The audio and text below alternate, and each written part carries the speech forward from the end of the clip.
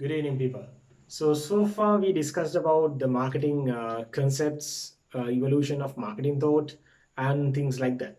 Now, today we are going to discuss about the actual or the practical side of marketing, in the sense products and service marketing. So, which is quite interesting.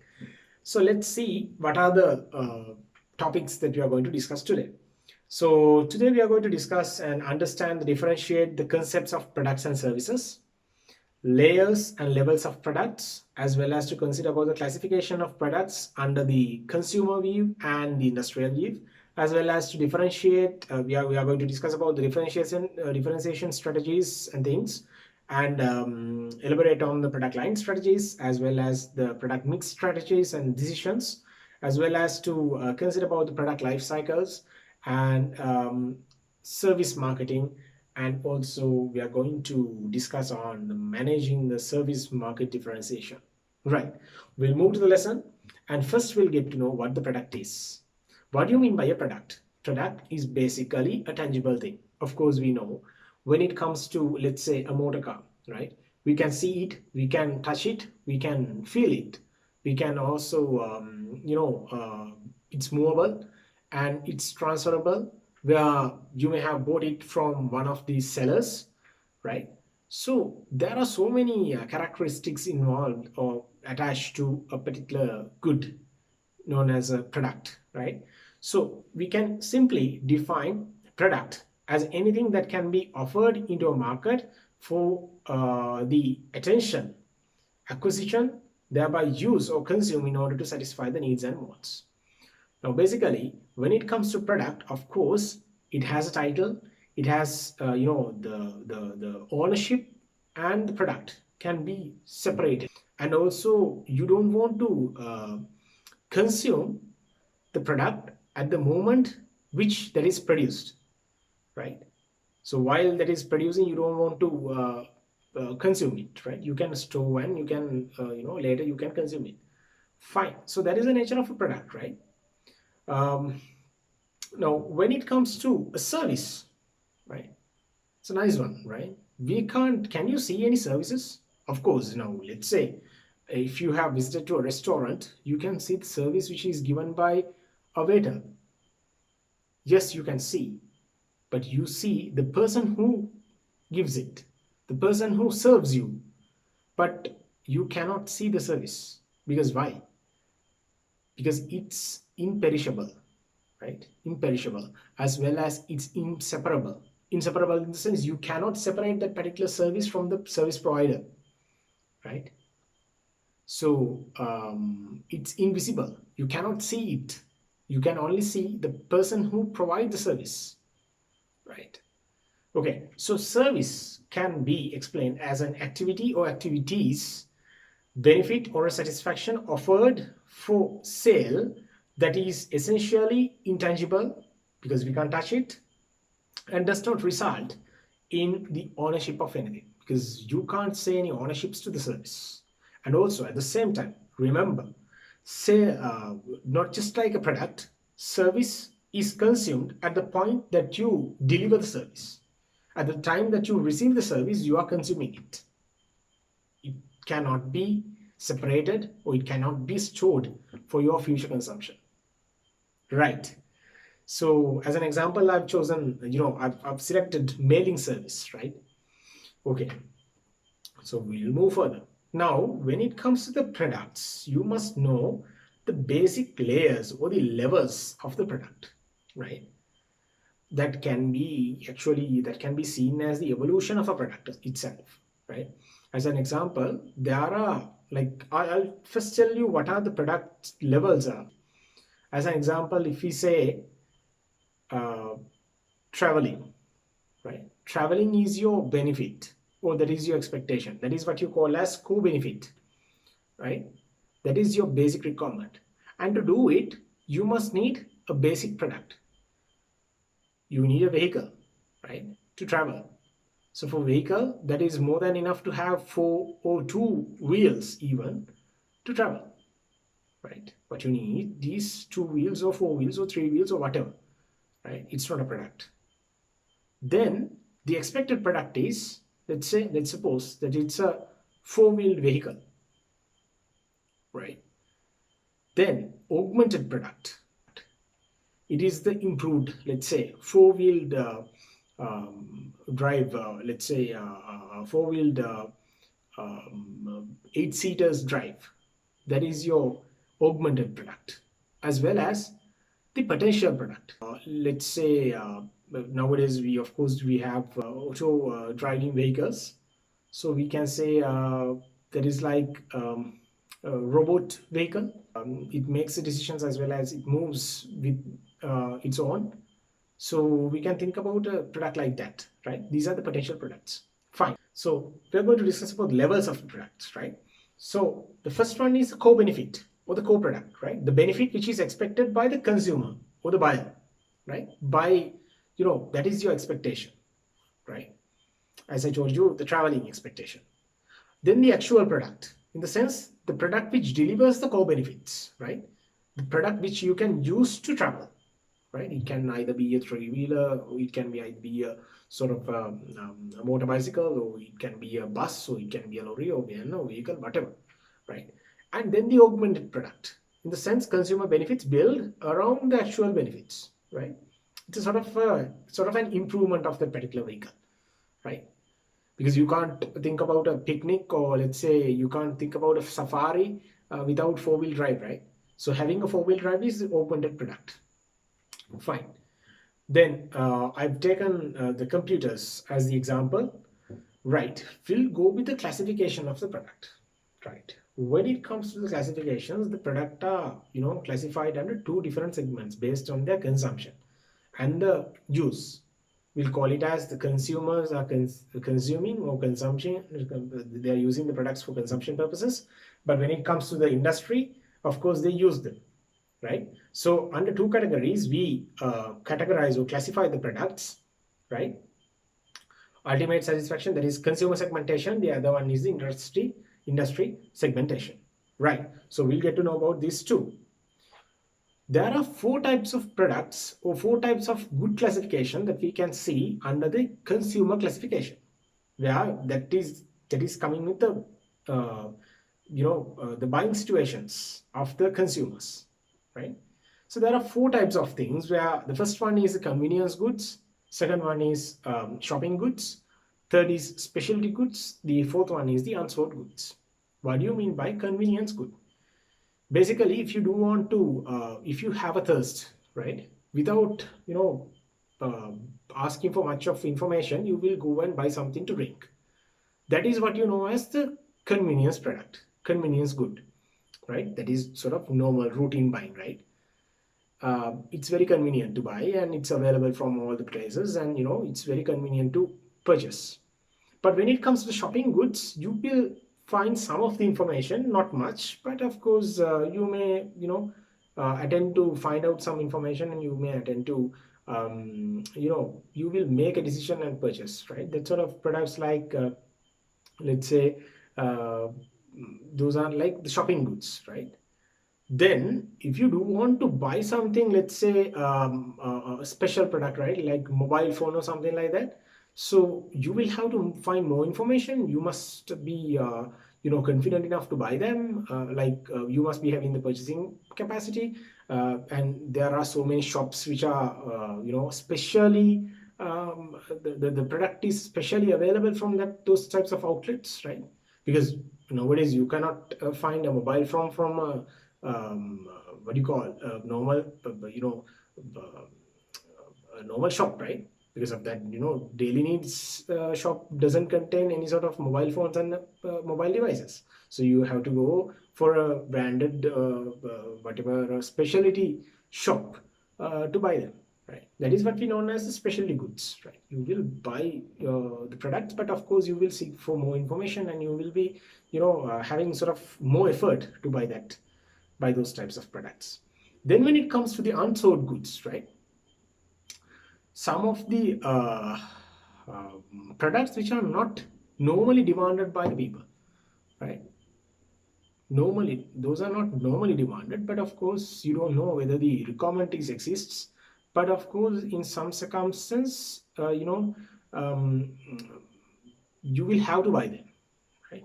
but you don't know whether you have to buy them, of course. Right. So those are the unsorted products. When it comes to industry goods classification, now we already discussed about the consumer goods classification. Under the there were two types of classifications. The first one was consumer goods, and the other one was industrial goods. Now in the consumer goods, we discussed about four things: the convenience, shopping, specialty, as well as unsort. Now here we elaborate on industry good classification. There are three types of goods that you can see under the industry goods classification. First one is materials and parts. Second one is capital items. Third one is supplies and services.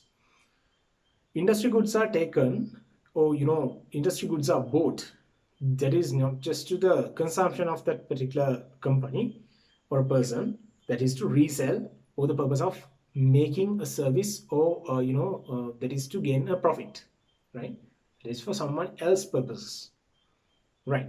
So under that, you have the materials and parts, which consists raw materials and things like that, and the capital items. Capital in the sense, those are like the it can be the building infrastructure, the capital, the machineries and things like that, right? And the services and supplies, right? You have different types of business supportive services and things like that. So all these things are coming under the industry goods classification, right? So moving to that,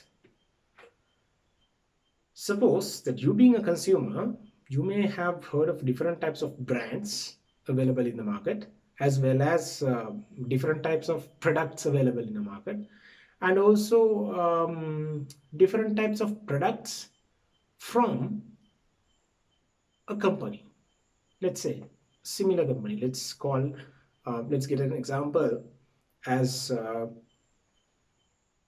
Unilever, right? It's a producer which produces numbers of varieties of FMCG products, as well as the products from itself. Now, what do you mean by a product mix?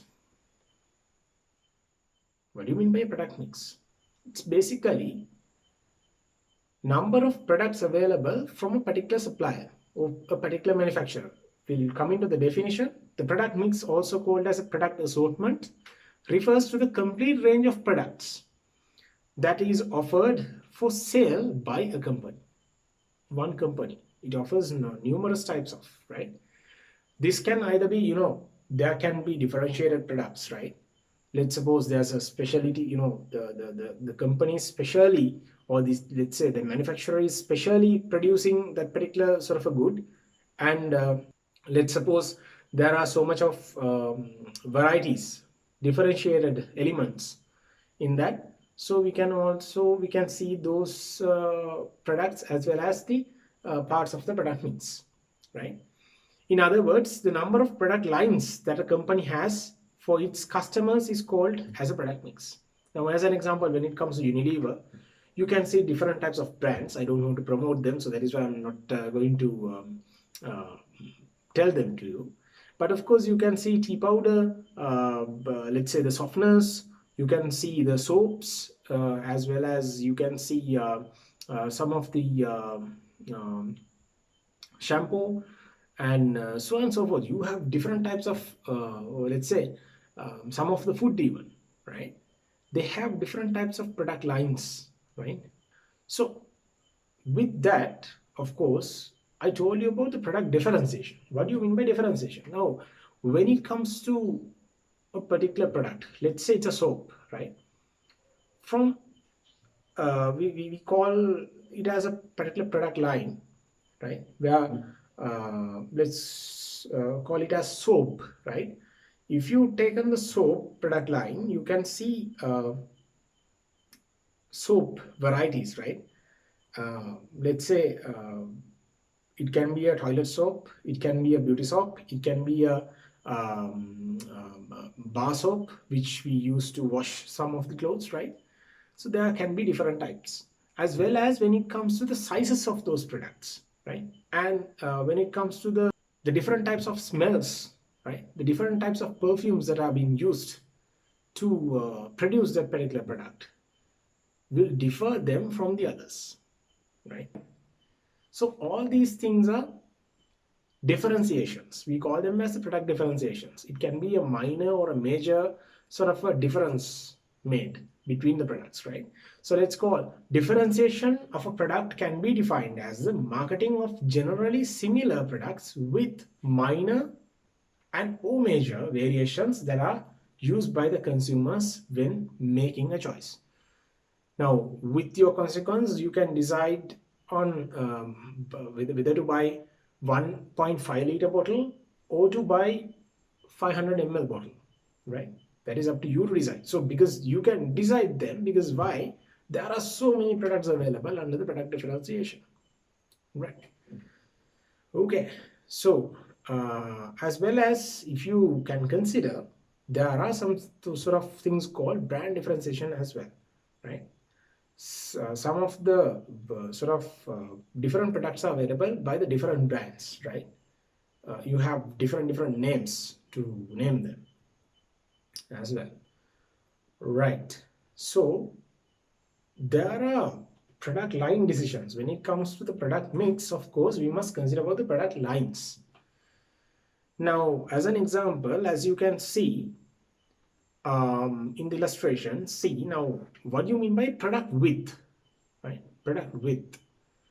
Those are the numbers of different product lines in a company. As I told you earlier, it can be soap, it can be let's call the tea, it can be the toothpastes, it can be the softeners, right? There can be different types of product lines. So that is what we call as the number of product lines which are available in a particular organization are known as a product width. Then it comes to the product length. We call the numbers of items within a product line. As an example, let's say there are now when it comes to the Unilever's soap, right? Under the beauty soap, you have Lux, you have so many types of other varieties in there, right? That is what you call as length, right? The number of items within a product line, particular product line, soap line. If you take in the soap line, so you can see different types of products available, right? When it comes to the depth in the sense, the number of versions offered of each and every product in the line, right? As an example, you can see under the Lux, you have sandalwood, you have let's call them as rose, right? Different types of, right? Then the consistency is known as how closely related various lines are in use, right? How closely all these lines are created. Let's go now. When it comes to soap and body wash and shampoo, all these are, sort of consistent, those are closely related to the variant lines, right? So these are the things what we known as product line or product mix decisions, right? We'll move further. Now, when it comes to the graph, you can see the product mix, right? And the number of product lines. Under the each and every product line, you have the product, that is what you call, and the number of product lines are called as product width, as well as when it comes to the product line, each and every line, it has, those are having different types of products. We call them as product length, and they are having different types of semi-variant varieties. Those are known as product depth, right? So you can see them, right? So that is what we have decided to discuss for today.